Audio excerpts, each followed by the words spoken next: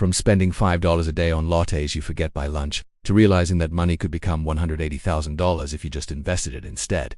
These are 6 investments that are keeping you poor. It starts small: a $49 smartwatch, a $79 tablet, a $99 starter laptop that promises performance but stutters when you open more than 2 tabs. The logic feels solid. I can't afford the good stuff, but I still need this. So people reach for the cheaper version, thinking it's a responsible middle ground, a way to stay connected, productive, or even generous without overspending. But here's the trap. Starter tech is rarely a step up. It's more often a step sideways, toward future frustration and waste. The emotional pull is subtle but strong. You feel behind. Everyone has a tablet. Your kid needs a laptop for school. Your job wants you to stay online. So you grab the most affordable option and tell yourself, it's temporary, I'll upgrade later. What you're really doing is locking yourself into a cycle, one that drains your money slowly, without giving you lasting value. Let's bring in some data. Consumer Reports has consistently shown that budget electronics are up to 60% more likely to fail or become unusable within 18 months. Entry-level smartphones lose software support faster, cheap headphones break within months, and budget laptops, they average slower processors, minimal RAM, and outdated storage, often leading to complete replacement before year 2. And that's just the beginning. There are hidden costs you don't see on the price tag. Slower processing means lower productivity. Weak batteries mean constantly charging or replacing. Poor construction leads to screen cracks, sticky keyboards, or ghost touches. You're not buying a deal, you're buying delay. Consider Devin, a college student from Ohio. He bought a $149 Chromebook for class. Within 6 months, the keyboard started glitching. Repairs would have cost $120, but even then, the machine couldn't handle the basic software he needed. So he upgraded to a $700 MacBook, but not before wasting $300 on stopgap solutions. If I had just waited, he said, I could have bought something real. And here's what separates financially stable people from those constantly playing catch-up. They prioritize long-term utility over short-term relief. The rich don't avoid spending, they avoid risk. Instead of throwing $150 at a temporary fix, they delay, plan, and get more for their money. What's the alternative? If you genuinely need the item, try this. Delay the purchase by 30 to 60 days. In that time, set aside a weekly savings goal, even if it's just $15, $25. Buy refurbished tech from verified sellers. Apple, Dell, and Best Buy all offer certified refurbished with warranties. Use school, library, or work resources temporarily, or even split higher quality gear with a friend or partner. Shared tech is smarter tech.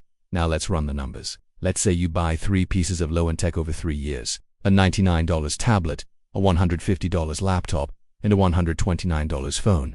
That's $378 total. Sounds small, until you add in replacements, accessories, repairs, and lost productivity. Easily $500 plus. This isn't about buying expensive gear. It's about buying once, wisely. Quality doesn't always mean flashy. It means durable, efficient, upgradable. Like the wealthy quietly buying 5-year-old ThinkPads or used iPhones with 90% battery health and solid resale value. Because what matters isn't whether your device looks new. It's whether your money keeps working after the battery dies. Comment tech trap if this one hit a little too close to home. And speaking of things that sneak into your life quietly and drain your wallet monthly, let's talk about the subscriptions you forgot you're still paying for. It's only $6.99. Just one free trial. One app for workouts. One platform for essential productivity. One music service. One cloud backup. One educational newsletter you swore you'd read every Sunday. And suddenly, your bank account is leaking faster than you realize. Welcome to subscription creep. A quiet, sneaky erosion of your wealth. It starts with good intentions. A better body, more knowledge, convenience, entertainment. But before you know it, you've built a digital tax in your life that you barely use, don't monitor, and can't explain. There's emotional psychology at play here. Subscriptions feel harmless. It's just the price of a coffee. They don't trigger the same stress as a one-time $200 purchase. So we skip the internal debate. And the guilt, easily ignored. I'll cancel it next month. But we rarely do. The business model is built on this. According to a 2023 study from CR Research, the average American underestimates their monthly subscription spending by nearly 200%. They think they're paying $86 per month. In reality, it's closer to $219. That's $2,628 a year. Streaming shows you don't watch, fitness apps you ignore, and tools that send you weekly updates you never open. Let's talk about Annika from Chicago. She signed up for a language learning app, a calorie tracker, Spotify, Disney+, HBO Max, a meditation app, Canva Pro, and an online fitness platform. Monthly total, around $112. And she didn't even realize it. So what do the wealthy do differently? They treat subscriptions like rent. If it doesn't serve a clear function, it doesn't stay. They audit their accounts monthly. They keep a list, Some even use tools like Rocket Money or Truebill to monitor and cancel automatically. But more importantly, they don't sign up impulsively. They ask, will I use this at least once a week? If the answer is no, better yet, they pursue ownership over rental. Instead of paying $15 a month for graphic design software, they pay once for a tool that works offline. Instead of monthly learning apps, they invest in one course they commit to. Instead of 10 subscriptions, they master one. Let's run the financials. Say you have 5 $10 subscriptions you barely use. That's $600 a year. If you cancel 4 and keep just one, and instead invest the other $480 annually in a growth index fund, you'd have over $27,000 after 30 years. That's the real cost of convenience. And remember, the opportunity cost isn't just about money. It's mental bandwidth. Every unused subscription is another distraction, another open tab in your mind, another guilt trip buried under autopay. Cutting them isn't restrictive. It's clarity. Every dollar you don't spend on forgotten digital fluff is a dollar that could actually work for you. But if you thought this was a clever money leak, just wait until we talk about how your daily coffee habit, dressed up as self-care, quietly robs you of a small fortune. It's warm, it's comforting. It comes in a cup with your name scribbled on it. And for many, it's sacred. The daily coffee run. But here's the reality. You're not buying caffeine. You're buying a ritual of financial decay dressed up as self. This one stinks because it feels so small. It's just $5 is my reward. I don't smoke or drink. This is my one treat. But here's the trap. Small daily luxuries, repeated endlessly, create big holes in your long-term wealth. And coffee shops know this. They design the experience to feel essential. You're not a customer, you're part of the vibe. Your barista knows your order. Your drink has seasonal flair. It's harmless, until you do the math. There is something called the pain of paying, a psychological effect that triggers discomfort when you spend money. Cash activates this pain the most, credit cards much less, and subscriptions or tap to pay barely at all. The daily coffee run uses this perfectly. You tap your card or phone, the pain is muted, the routine continues. No reflection, no friction, just silent spending. Let's get uncomfortable. Of $5 coffee every weekday. That's $25 a week, $100 a month, $1,200 a year. And now scale that across millions. According to Acorns, 41% of millennials spend more on coffee than they invest in retirement accounts. It's not a caffeine problem. It's a priority problem. Take Marcus, a freelance designer in Los Angeles. He started tracking his expenses. After his rent went up, turns out he was spending $7.50 a day on coffee and breakfast sandwiches. That's over $2,000 a year. I didn't feel rich, but I sure spent like I did, he said. It was automatic. Like brushing my teeth. Marcus switched to brewing at home, found a local roaster he loved, and now saves over $150 a month. Money he puts into a Roth IRA. And then there's Tanya, a 28-year-old marketing assistant in New York. She signed up for a coffee subscription that gave her unlimited drinks at Select. It felt like a hack, she said. But when she calculated the monthly cost, including transportation and aid, she realized she was spending over $180 a month. That's more than her grocery bill. She canceled it immediately. Now, is this about quitting coffee? No. It's about waking up to the cost of autopilot habits.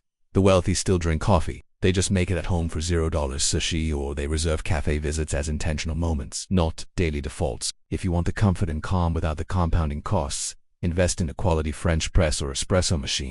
Add a milk frother, some good beans, and a cozy ritual. You'll break even in a few months and enjoy better coffee without the markup. Pair it with a 10-minute mindfulness routine and you'll get the same dopamine hit, with zero financial guilt. Let's talk long-term. Because here's the truth.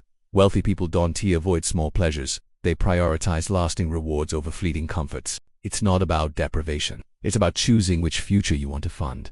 One cup at a time. Subscribe if you've ever justified a $1,000 purchase by calling it an investment. We see you. And if you thought lattes were expensive, wait until someone offers you a brand new life in 4 easy payments. Let's talk about the illusion of buy now, pay later. It sounds modern, flexible, empowering. You see the option at checkout. Buy now, pay later, and suddenly a $120 pair of sneakers doesn't feel like a hit to your wallet.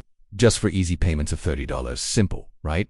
But this isn't innovation. It's debt dressed in yoga pants. Buy now, pay later services like Klarna and Affirm exploded in popularity by targeting younger consumers who fear credit cards, but still want stuff now. It's pitched as a smarter alternative. No interest, no credit check, and you get your item instantly. Emotionally, it feels smart. You're not paying it all up front. You stay liquid, and you get to walk away with something new. It's marketed with pastel colors and minimal stress. But underneath the cozy UX lies the same trap credit cards have used for decades.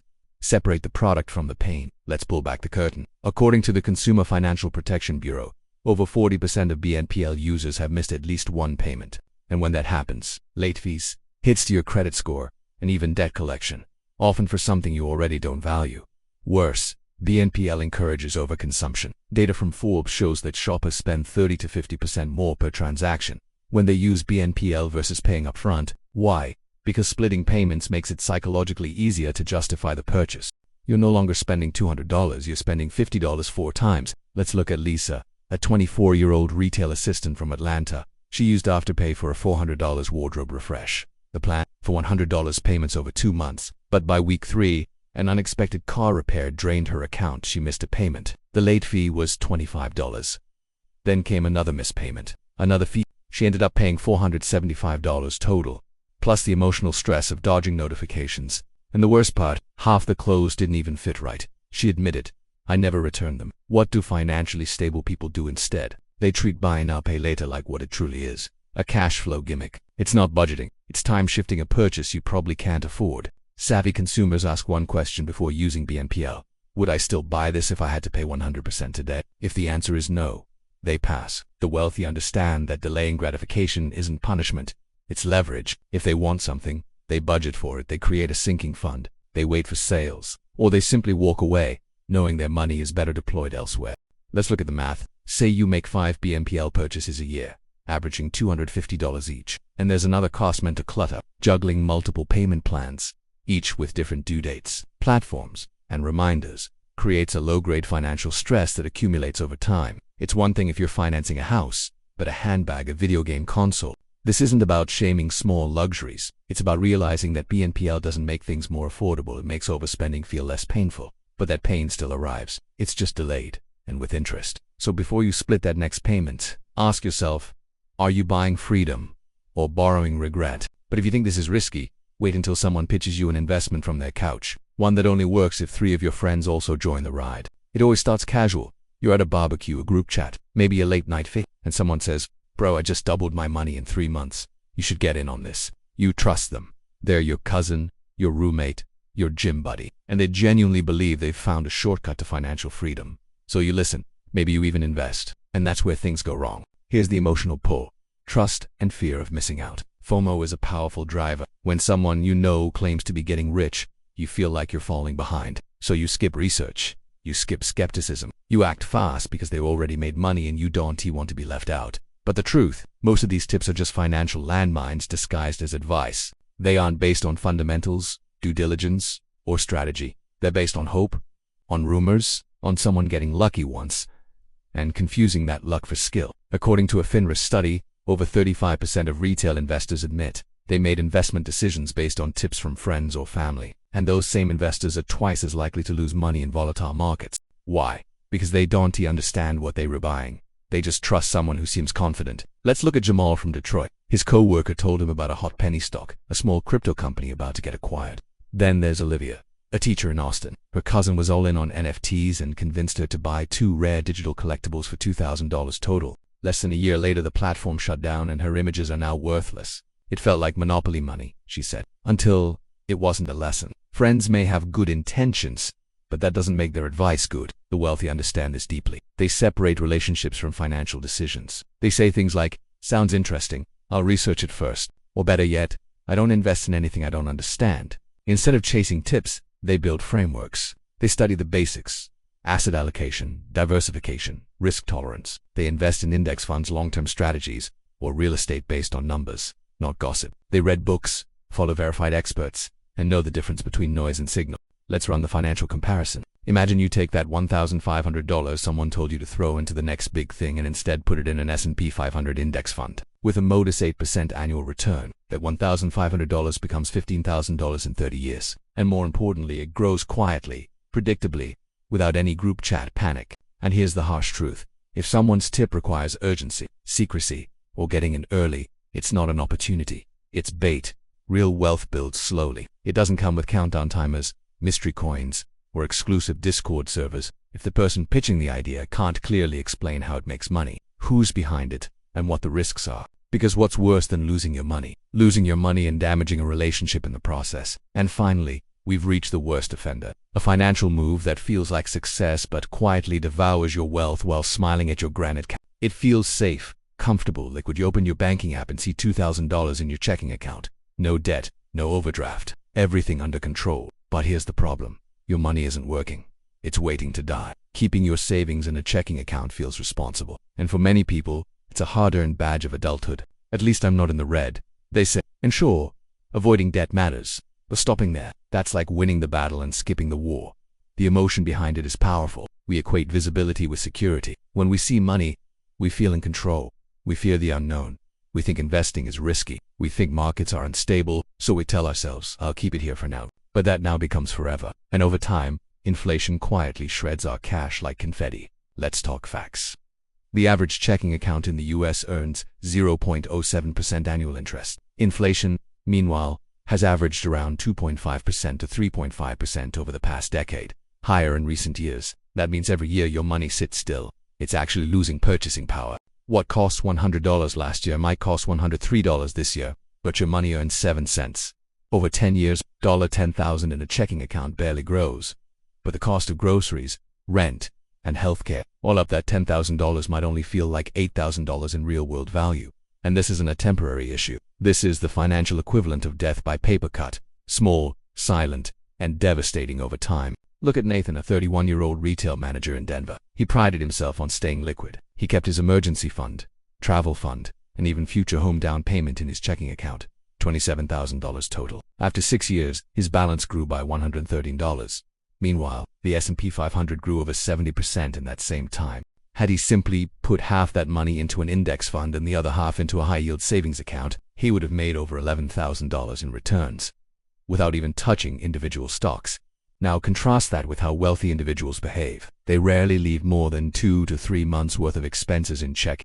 Everything else, it's deployed, working, growing.